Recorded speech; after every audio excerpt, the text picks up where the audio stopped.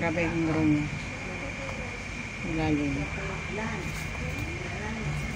Lugit. Wait lang ha. Kunti lang to.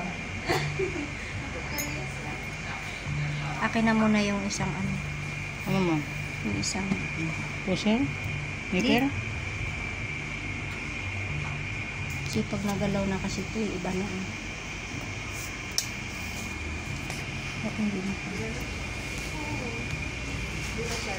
Shit ka. Wait lang ha.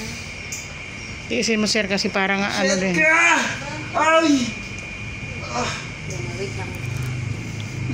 Sige sir, ano sir, strong ka lang sir kasi kailangan maalis eh. Ay, kus ko. Sir, tiisin mo sir, ayan na sir, ang laki ng kuko. Okay na yun. Okay na. Ay, preko. Ayun na. Ayun na. Tiyan mo sir oh, umiiyak mo lang yan, kaya talagang totoo yan, masakit talaga yan. Okay na.